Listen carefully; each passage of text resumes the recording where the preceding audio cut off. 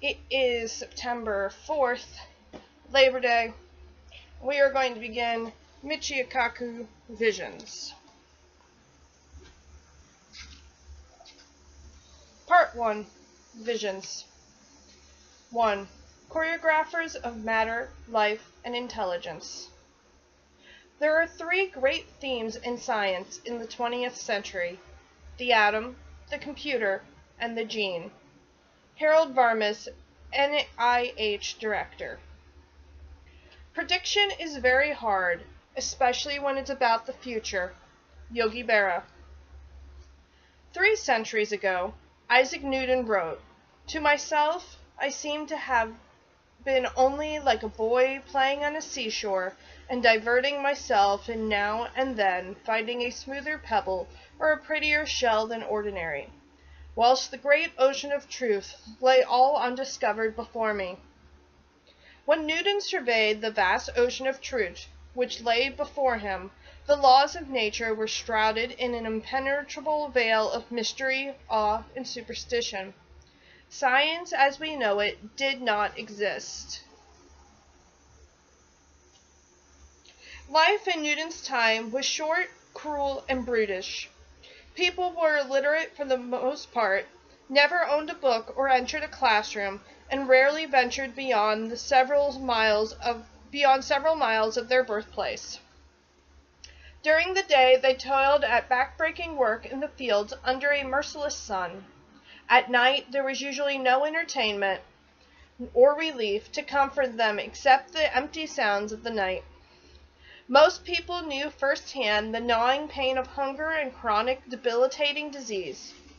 Most people would not live much longer than age 30, and would see many of their 10 or so children die in infancy. 10 or so children. Goodness. Alright. But the few wondrous shells and pebbles picked up by Newton and other scientists on the seashores helped to trigger a marvelous chain of events. A profound transformation occurred in human society.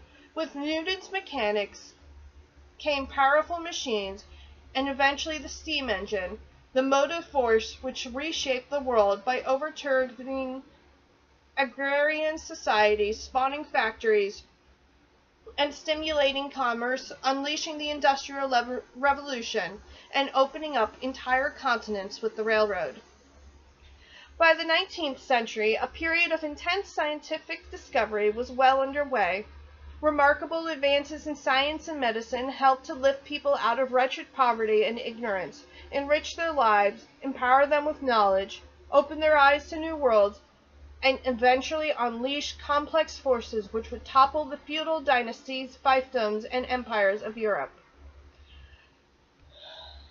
By the end of the 20th century, science had reached the end of an era, unlocking the secrets of the By the end of the 20th century, science had reached the end of an era, unlocking the secrets of the atom, unraveling the molecule of life, and creating the electronic computer.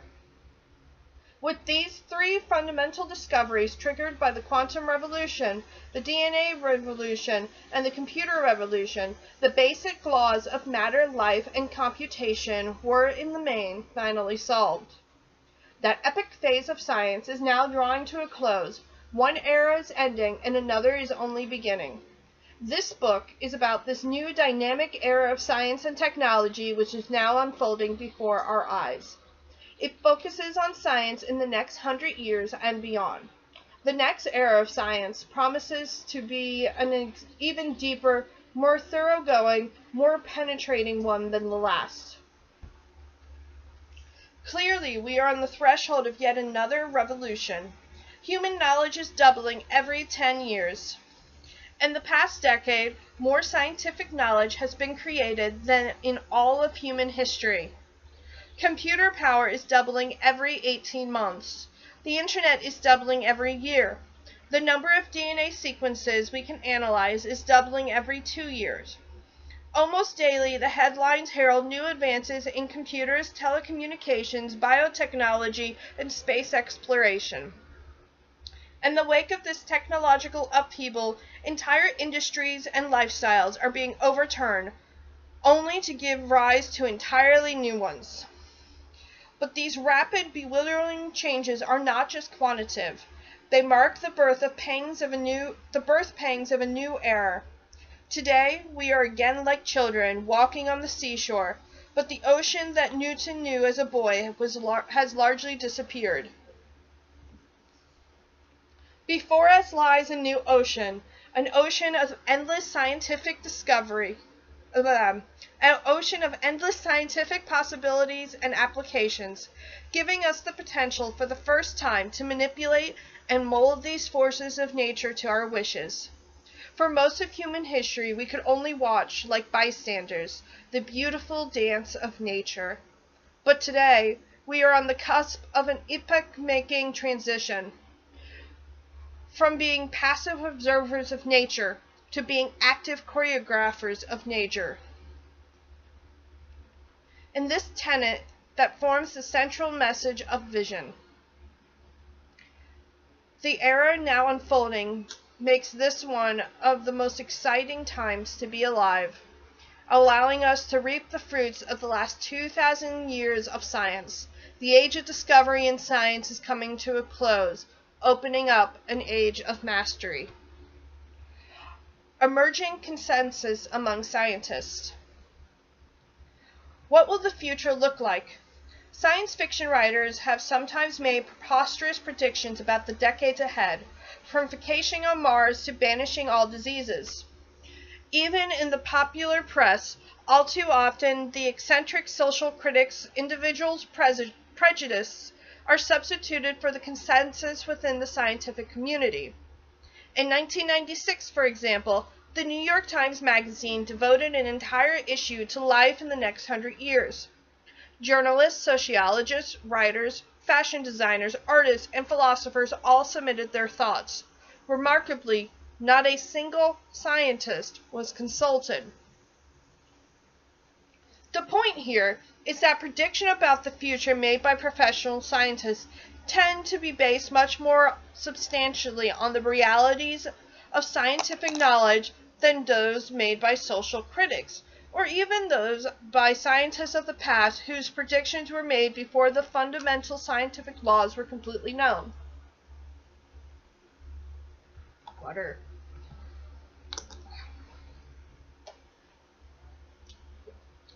It also got really humid today, and I don't know why, but humidity makes my mouth dry. I'm probably just weird. Anyway, where was I? It is, I think, an important distinction between visions, which concerns an emerging consensus among the scientists themselves, and the predictions in the popular press made almost exclusively by writers, journalists, sociologists, science fiction writers, and others who are consumers of technology, rather than by those who have helped to shape and create it. One is reminded of a prediction made by Admiral William Leahy to President Trump in 1945. That is the biggest fool thing we have ever done. The atomic bomb will never go off, and I will speak as an expert in explosives. The Admiral, like many futurists today, was substituting his own prejudice for the consensus of physicists working on the bomb. As a research physicist, I believe that physicists have been particularly successful in predicting the broad outlines of the future. Professionally, I work in one of the most fundamental areas of physics, the quest to complete Einstein's theory of everything.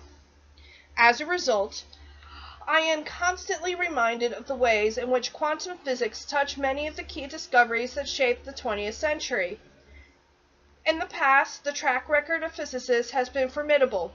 We have been intimately involved with introducing a host of pivotal inventions: TV, radio, radar, X-rays, the transistor, the computer, the laser, the atomic bomb, decoding the DNA molecule, opening new dimensions, and probing the body with PET, MRI, and CAT scans, and even designing the Internet and the World Wide Web.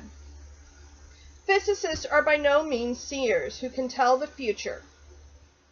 future, and we certainly haven't been spared our share of silly predictions. Nonetheless, It is true that some of the shrewd observations and penetrating insights of leading physicists in the history of science have opened up entirely new fields. There undoubtedly will be some astonishing surprises, twists of fate, and embarrassing gaps in this vision of the future. I will almost inevitably overlook some important inventions and discoveries of the 21st century, but by focusing on the interrelations between the three great scientific revolutions and by consulting with the scientists who are actively bringing about this revolution, examining their discoveries, it is my hope that we can see the direction of science in the future with considerable insight and accuracy. Over the past 10 years, while working on this book, I have had the rare privilege of interviewing over 150 scientists, including a good many Nobel laureates, in part during the course of preparing a weekly national science radio program and producing science commentaries. These are the scientists who are tirelessly working in the trenches, who are laying the foundations of the 21st century, many of whom are the foundations of the 21st century, many of whom, where did I go? These are the scientists who are tirelessly working in the trenches, who are laying the foundations of the 21st century, many of whom are opening up new avenues and vistas for scientific discovery. In these interviews, as well as through my own work and research, I was able to go over the past panorama of science laid out before me and draw from a wide variety of expertise and knowledge. These scientists have graciously opened their offices and their laboratories and shared their most intimate scientific ideas with me. In this book, I've tried to return the favor by capturing the raw excitement and vitality of their scientific discoveries, for it is essential to instill the romance and excitement of science in the general public, especially the young, if democracy is to remain a vibrant and resonating force in an increasing technological and bewildering world. The fact is that there is a rough consensus emerging among those engaged in research about how the future will evolve, because the laws behind the quantum theory, computers, and molecular biology are now well established, and it is possible for scientists to generally predict the paths of scientific progress in the future. This is the central reason why the predictions made here, I feel, are more accurate than those made in the past. What is emerging is the following: the three pillars of science: matter, life, the mind. These three elements form the pillars of modern science. Historians will most likely record from the crowning achievement of 20th century science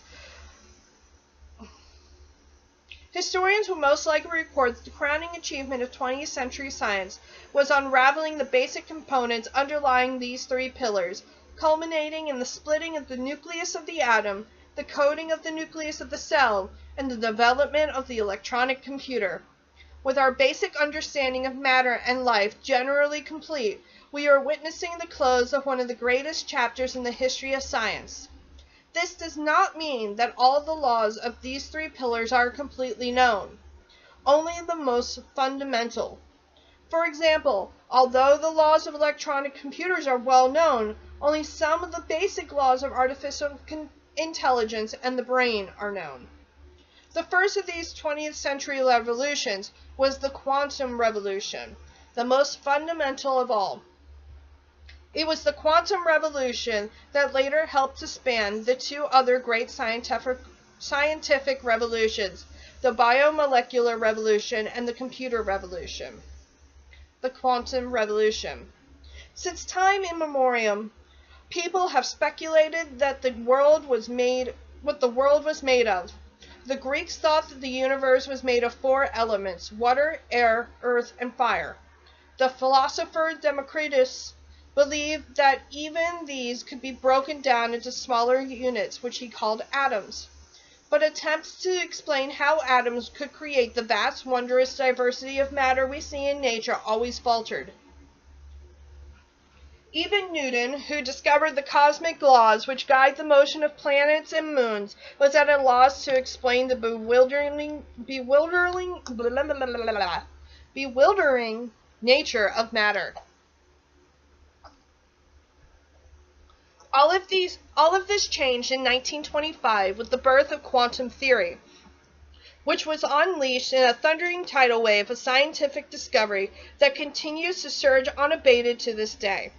The quantum revolution has now given us an almost complete description of matter, allowing us to describe the seemingly infinite multiplicity of matter we see arrayed around us in terms of a handful of particles, in the same way that a richly decorated tapestry is woven from a few colored strands.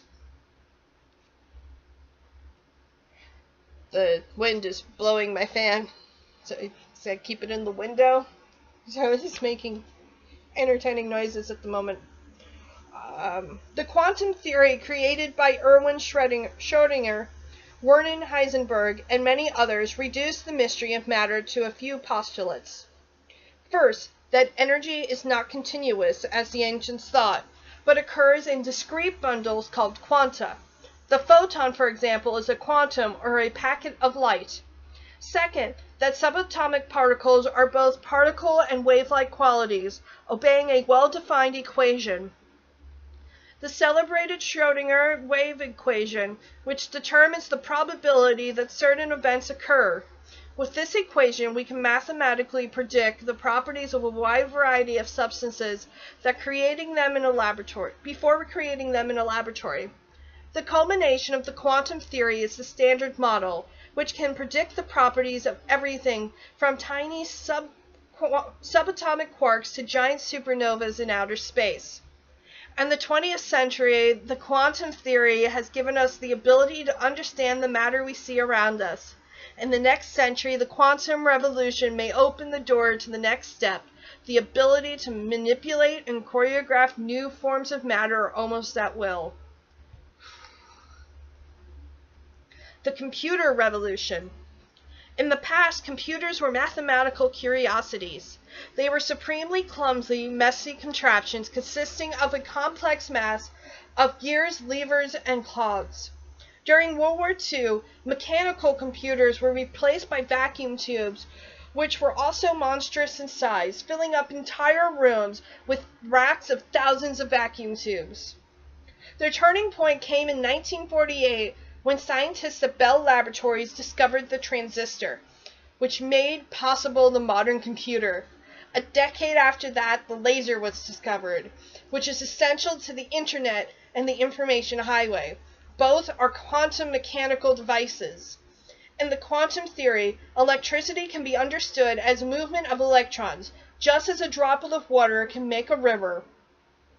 But one of the surprises of quantum theory is that there are bubbles or holes in the current, corresponding to vacancies in electronic states, which act as if they are electrons with a positive charge.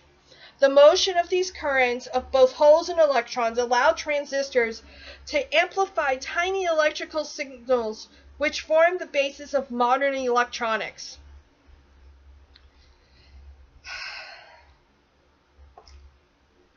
Today, tens of millions of transistors can be crammed into the area the size of a fingernail. In the future, our lifestyles will be irrevocably changed when microchips become so plentiful that intelligent systems are dispersed by the millions into all parts of our environment. In the past, we could only marvel at the precious phenomenon called intelligence. In the future, we will be able to manipulate it according to our wishes. It's both awesome and terrifying. The biomolecular revolution. Historically, many biologists were influenced by the theory of vitalism, i.e., that a mysterious life force or substance animated living things. This view was challenged when Schrödinger, in his 1944 book, What is Life?, dared to claim that life could be explained by a genetic code written on the molecules within a cell. It was a bold idea that the secret of life could be explained by using the quantum theory. James Watson and Francis Crick, inspired by Schrödinger's book, eventually proved his conjecture by using X-ray crystallography. By analyzing the pattern of X-rays scattered off a DNA molecule, they were able to reconstruct the detailed anatomic structure of DNA and identify its double helix nature. Since the quantum theory also gives us the precise bonding angles and the bonding strength between atoms, it enables us to determine the position of practically all the individual molecules in a genetic code of a complex virus like HIV. The techniques of molecular biology will allow us to read the genetic code of life as we would read a book. Already, the complete DNA code of several living organisms, like viruses, single-cell bacteria, and yeast, have been completely decoded, molecule for molecule. Excuse me.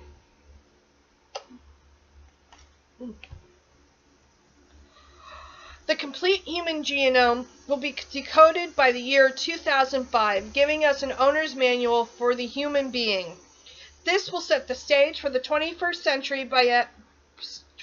century science and medicine. That dates this book, but still awesome. Instead of watching the dance of life, the biomolecular revolution will ultimately give us the nearly godlike ability to manipulate life almost at will. From passive bystanders to active choreographers of nature.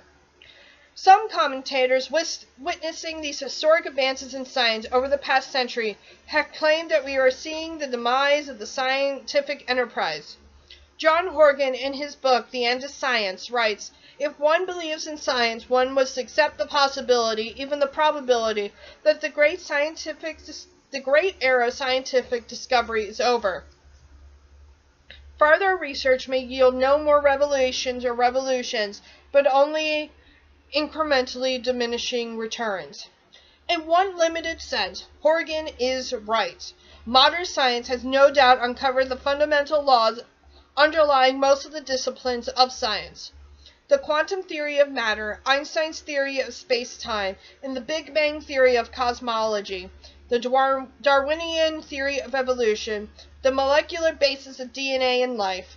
Despite some notable exceptions, e.g., determining the nature of consciousness and proving the superstring theory, my particular field of specialization is the fabled unified theory. The great ideas of science, for the most part, have probably been found. Likewise, the era of reductionism, i.e., reducing everything to its smallest components, is coming to a close.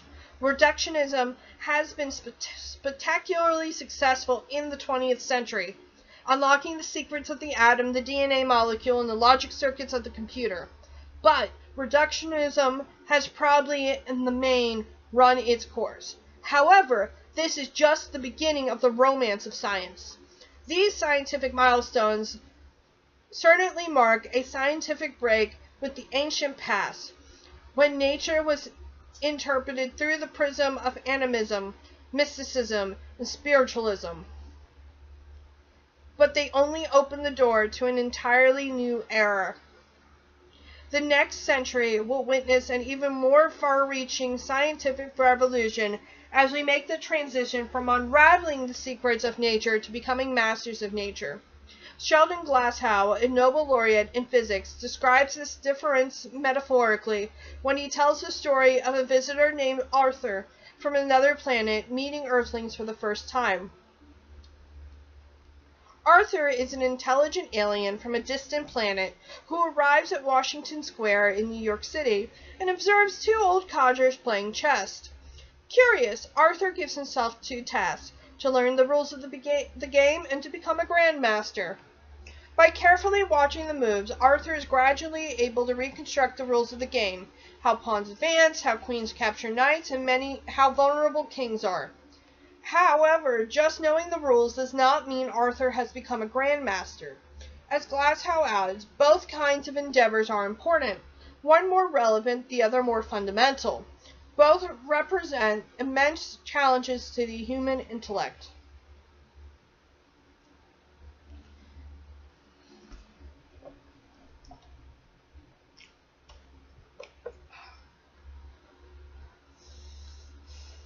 In some sense, science has finally decoded many of the fundamental rules of nature. But this does not mean we have become grandmasters. Likewise, the dance of elementary particles deep inside stars and the rhythm of DNA molecules coiling and uncoiling within our bodies has been largely deciphered. But this does not mean that we have become master choreographers of life. In fact, the end of the 20th century, which ended the first great phase in the history of science, has now only opened the door to the exciting development of the next. We are now making the transition from amateur chess players to grandmasters, from observers to choreographers of nature, from reductionism to synergy. Similarly,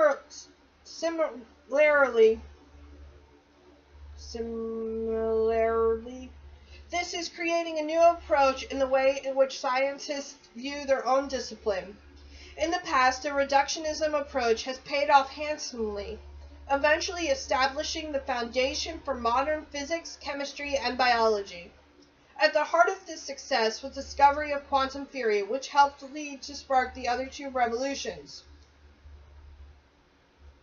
But since the quantum theory helped to initiate these other revolutions in the 1950s, they have since matured and grown on their own, largely independent of physics and each other. The watchword was specialization. As scientists probe deeper and deeper into their subdisciplines,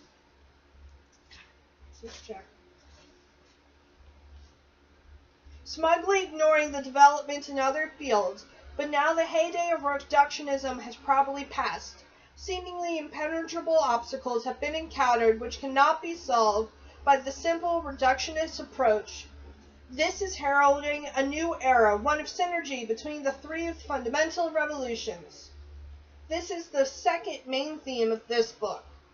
The 21st century, unlike the previous ones, will be typified by synergy, the cross-fertilization between all three fields, which will mark a sharp turning point in the development of science.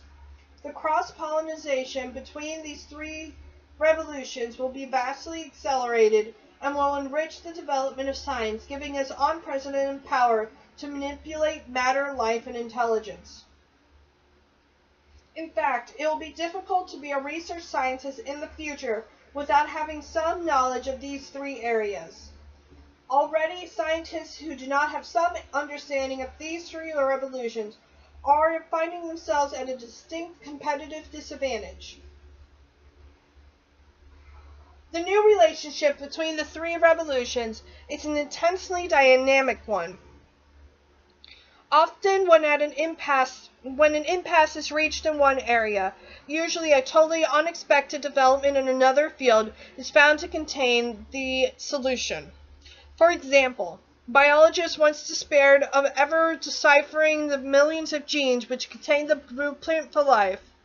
But the recent torrent of genes being discovered in our laboratories is being driven largely by development in another field, the exponential increase in computer power, which is mechanizing and automating the gene sequencing process.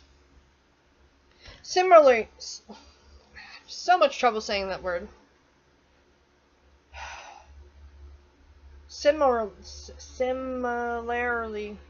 I don't know what my issue with some words is. Just, you know what I'm trying to say. Similarly, silicon computers will eventually hit a roadblock as they become too clumsy for the computer of the next century. But the new advances in DNA research are making possible a new type of computer architecture, which actually computes on organic molecules. Thus, discoveries in one field nourish and fertilize discoveries in totally unrelated fields. The whole is more than the sum of its parts. One of the consequences of this intense synergy between the revolutions is the steady pace of scientific discovery is accelerating at an ever-increasing rate. The wealth of nations. The acceleration of science and technology into the next century will necessarily have vast repercussions on the wealth of nations and our standard of living. For the past 3 centuries, wealth was usually accumulated by those nations which were endowed with rich natural resources or which amassed large amounts of capital. The rise of the great powers of Europe in the 19th century and the United States in the 20th century follows this classic textbook principle. However, as Lester C. Thoreau, former dean of MIT Sloan School of Management, has stressed, in the coming century, there will be a historic movement in wealth away from nations with natural resources and capital. In the same way that shifts in the Earth's tectonic plates can generate powerful earthquakes, this seismic shift in wealth will reshape the distribution of power on the planet. Thoreau writes, in the 21st century, brain power, imagination, invention, and organization of new technologies are the key strategic ingredients. In fact, many nations which are richly endowed with abundant natural resources will find their wealth vastly reduced because in the marketplace of the future, commodities will be cheap, trade will be global, and markets will be linked electronically. Already, the commodity prices of many natural resources plummeted to some 60% from the 1970s to the 1990s, and in Thoreau's estimation will plummet another 60% by 2020. Even capital itself will be reduced to a commodity. Racing around the globe electronically, many nations which are barren of natural resources will flourish in the next century because they have placed a premium on those technologies which can give them a competitive edge in the global marketplace. Today, knowledge and skills now stand alone as the only source of comparative advantage, Thoreau asserts. As a consequence, some nations have drawn up lists of key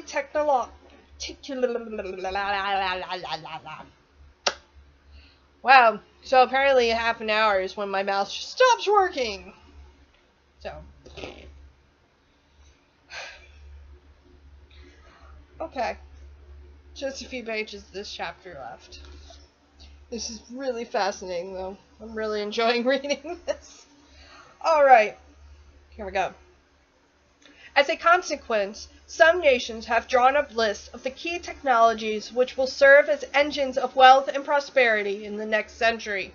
A typical list was compiled in 1990 by Japan's Ministry of International Trade and Industry. That list includes microelectronics, biotechnology, the new material science industries, telecommunications, civilian aircraft manufacturing, machine tools and robots, computers, hardware, and software. I think Japan has done very well with all of those areas. Without exception, every one of the technologies singled out to lead the 21st century are deeply rooted in the quantum computer and DNA revolutions. The point is that these three scientific revolutions are not only the key to scientific breakthroughs in the next century, but are also the dynamic engines of wealth and prosperity. Nations may rise and fall in their ability to master these three revolutions. In any activity, there are winners and losers. The winners will be those nations which fully grasp the vital importance of these three scientific revolutions.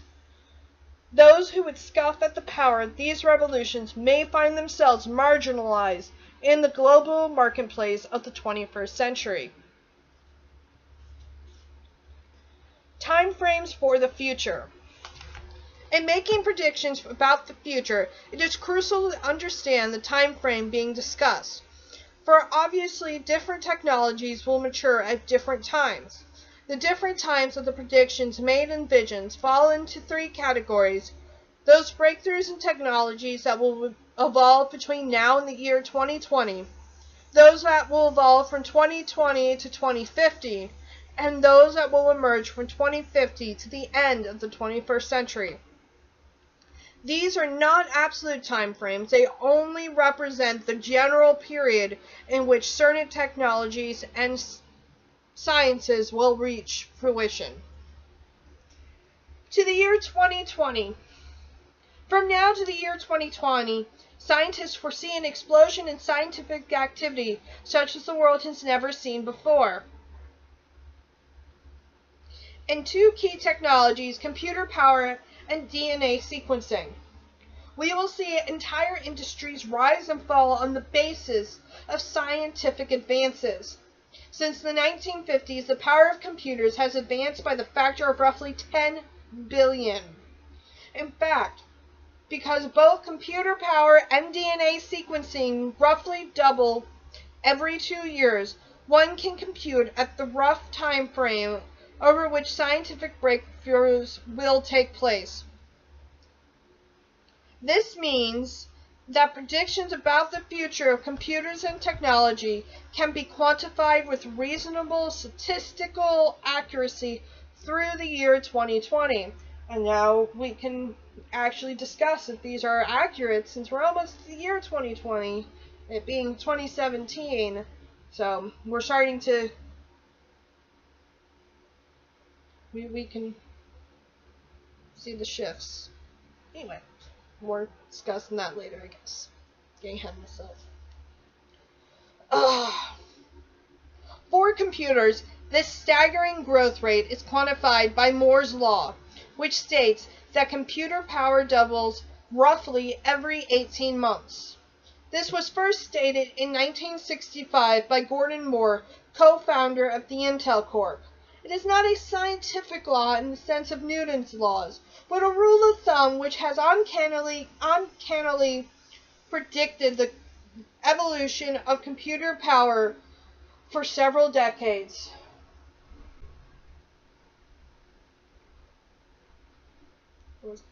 Moore's law, in turn, determines the fate of the multi-billion dollar computers corporations, which base their future projections and product lines on the expectations of continued growth.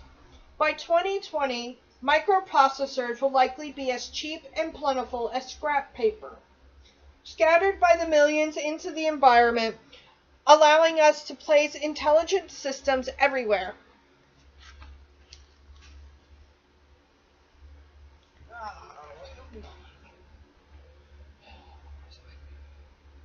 This will change everything around us, including the nature of commerce, the wealth of nations, and the way we communicate, work, play, and live.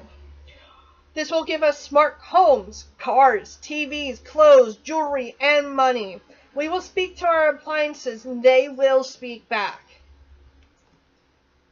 Sometimes disturbingly, and sometimes they yell at you. Yay, GPS! I like to mock the GPS because it says things like Olentangy. I don't know why it makes me laugh every time because it's Olentangy. But GPS really sucks at saying any Native American words.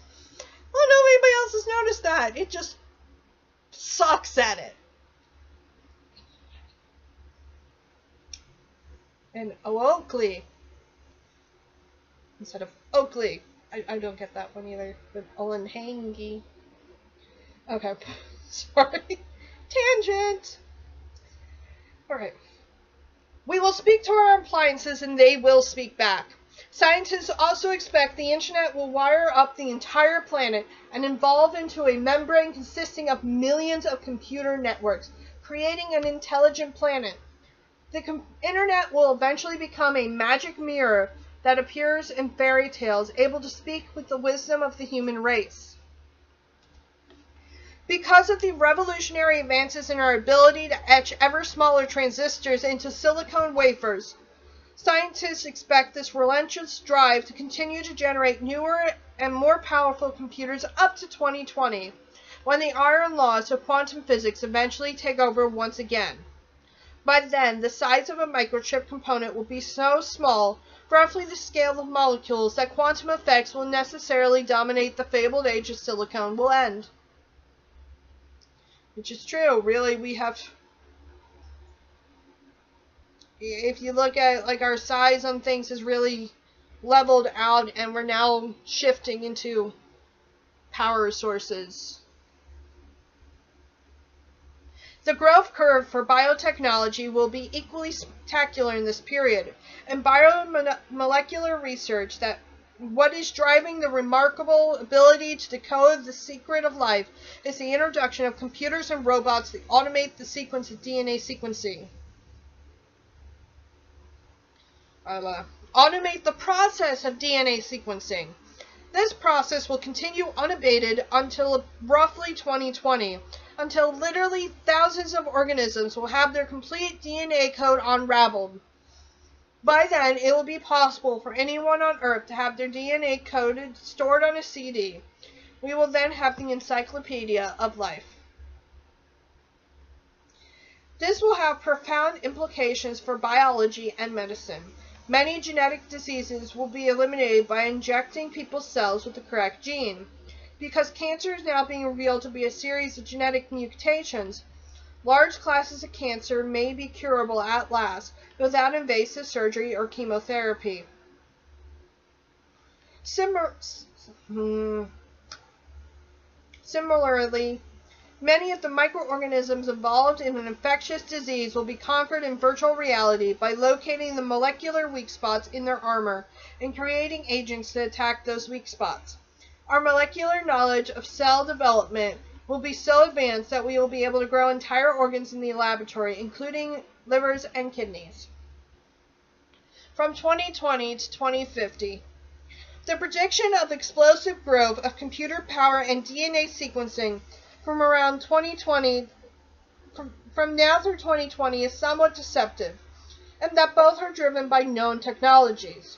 Computer power is driven by packing more and more transistors into microprocessors, while DNA sequencing is driven by computerization. Obviously, these technologies cannot indefinitely continue to grow exponentially. Sooner or later, the bottleneck will be hit. By around 2020, both will encounter large obstacles. Because of the limits of the silicon chip technology, eventually we will be forced to invent new technologies whose potentials are largely unexplored and untested, from optical computers, molecular computers, and DNA computers to quantum computers. Radically new designs must be developed based on the quantum theory, which will likely disrupt progress in computer science. Eventually, the reign of microprocessors will end, and new types of quantum devices will take over. If these difficulties in computer technology can be overcome, then the period 2020 to 2050 may mark the entrance into the marketplace of an entirely new kind of technology. True robot automatons that have common sense, can understand human language, can recognize, manipulate objects in their environment, and can learn from their mistakes. It is a development that will likely alter our relationship with machines forever. Similarly,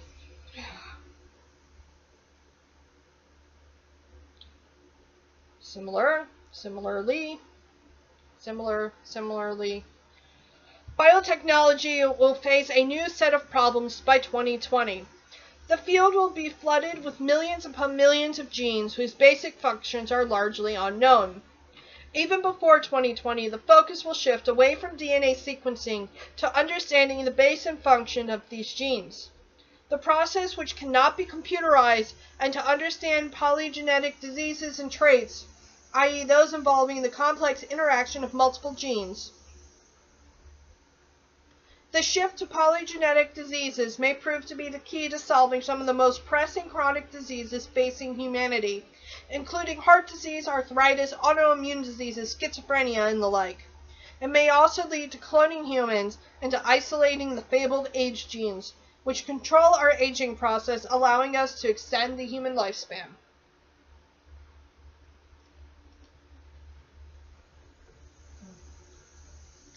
Beyond 2020, we may expect some amazing new technologies germinating in physics laboratories to come to fruition, from new generations of lasers and holographic three-dimensional TV to nuclear fusion. Room temperature superconductors may find commercial applications and generate a second industrial revolution. The quantum theory will give us the ability to manufacture machines the size of molecules, thereby opening up an entirely new class of machines with unheard of properties called nanotechnologies. Eventually, we may be able to build iconic rocket engines that may ultimately make interplanetary travel commonplace. From 2050 to 2100 and beyond. Last, Visions makes predictions about breakthroughs in science and technologies from 2050 to the dawn of the 22nd century. Although any predictions this far into the future are unnecessarily vague, it is a period that will likely be dominated by several new developments. Robots may gradually attain a degree of self-awareness and consciousness of their own. This may also greatly increase their utility in society, as they are able to make independent decisions and act as secretaries, butlers, assistants, and aides. Similarly,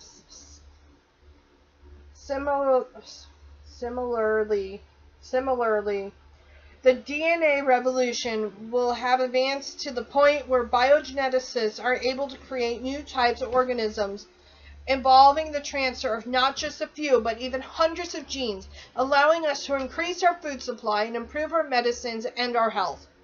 It may also give us the ability to design new life forms and to orchestrate the physical and perhaps even the mental makeup of our children, which raises a host of ethical questions.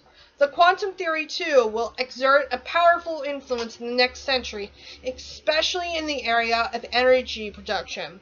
We may see the beginning of rockets that can reach nearby stars and plans to form first space colonies. Oh, excuse me. Beyond 2100,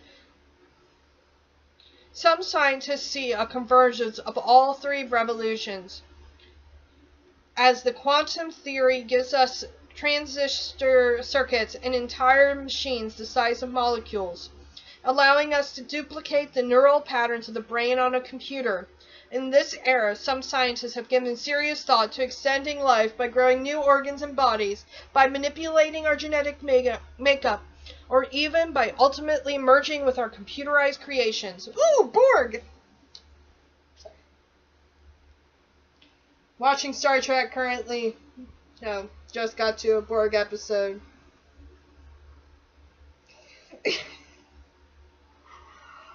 Oh, goodness. Toward the planetary civilization.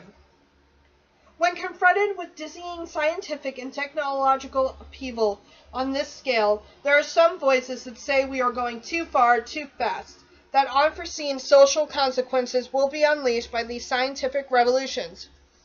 I will try to address these legitimate questions and concerns by carefully exploring the sensitive social implications of these powerful revolutions, especially if they are aggravated existing fault lines within society.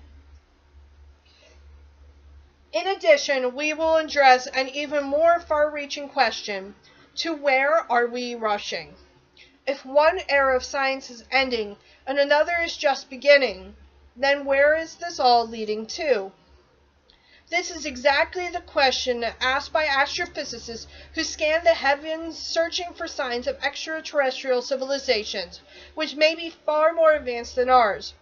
There are about 200 billion stars in our galaxy and trillions of galaxies in outer space.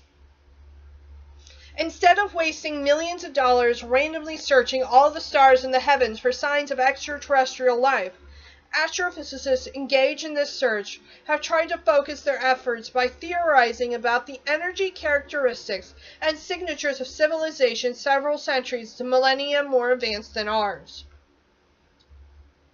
Applying the laws of thermodynamics and energy, astrophysicists who scan the heavens may have been able to classify hypothetical extraterrestrial organizations into three types: based on the ways they utilize energy. Russian astronomer Nikolai Kardashev and Princeton physicist Freeman Dyson labeled them Type 1, Type 2, and Type 3 civilizations.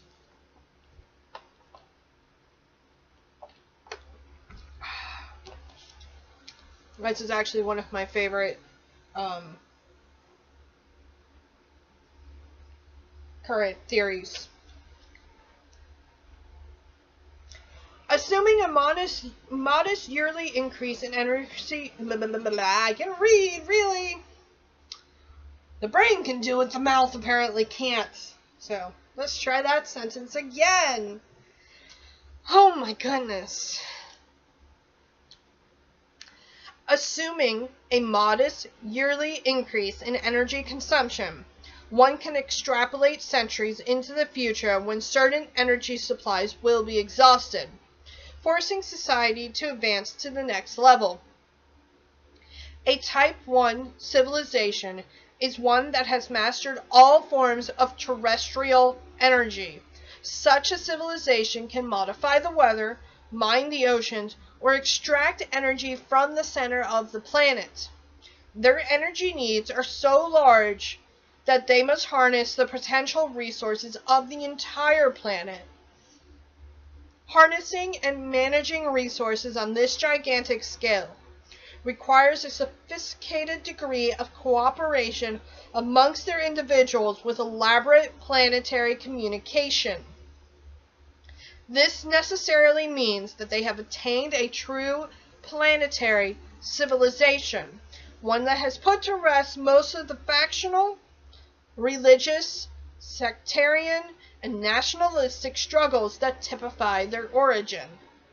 Type 2 civilization have mastered stellar energy. Their energy needs are so great that they have exhausted planetary sources and must use their sun to drive their machines.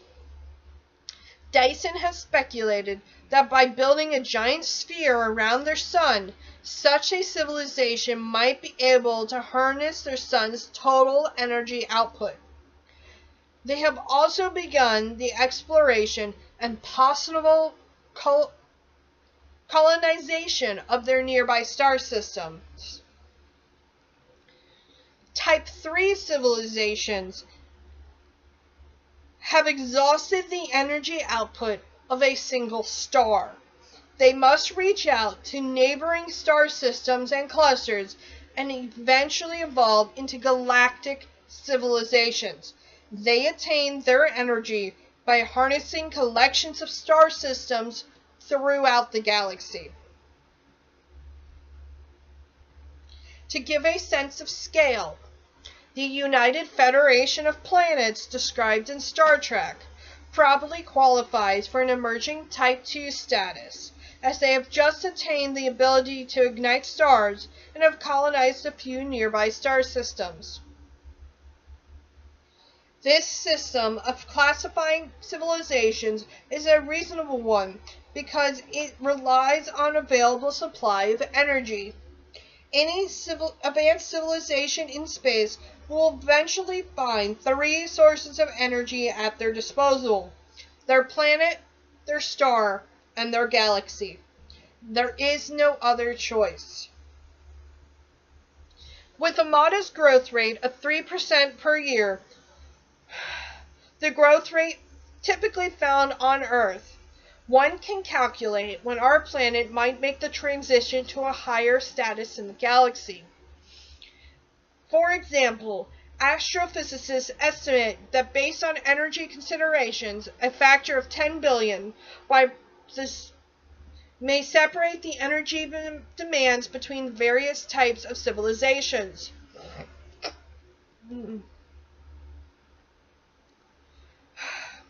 Although this staggering number at first seems like an insurmountable obstacle, a steady 3% growth rate can overcome even this factor. In fact, we can expect to reach a Type 1 status within a century or two. But to reach Type 2 status may require no more than about 800 years. But attaining a Type 3 status may take on the order of 10,000 years or more, depending on the physics of interstellar travel. But even this is nothing but the twinkling of an eye from the perspective of the universe. Where are we now, you might ask? At present, we are a Type 0 civilization. Essentially, we use dead plants, coal and oil to energize our machines. On this planetary scale, we are like children taking our first hesitant, clumsy steps in space. By the close of the 21st century, the sheer power of the three scientific revolutions will force the nations of the earth to cooperate on a scale never before seen in history. By the 22nd century, we will have laid the groundwork of a Type 1 civilization, and humanity will take the first steps toward the stars. Already, the information revolution is creating global links on a scale unparalleled in human history, tearing down petty, parochial interests while creating a global culture. Just as the Gutenberg printing press made people aware of the worlds beyond their village or hamlet, the information revolution is building and forging a common planetary culture out of thousands of smaller ones. What this means is our headlong journey into science and technology will one day lead us to evolve into a true Type 1 civilization, a planetary civilization, which harnesses true planetary forces. The march to planetary civilization will be slowed, accomplished in fits and starts, undoubtedly full of unexpected twists and setbacks. In the background always lurks the possibility of a nuclear war, the outbreak of a deadly pandemic, or the collapse of the environment. Barring such a collapse, however, I think it is safe to say that the progress of science has the potential to create forces which will bind the human race into a Type 1 civilization. Far from witnessing the end of science, we see that the three scientific revolutions are unleashing powerful forces which may elevate our civilization to Type 1 status. So when Newton first gazed alone at the vast uncharted ocean of knowledge, he probably never realized that the chain reaction events that he and others initiated would one day affect all of modern society, eventually forging a planetary civilization and compelling it on its way to the stars. Oh, that's the end of part 1. See, science is what gives me hope. It's constantly growing and evolving and changing and adapting. It's never stagnant.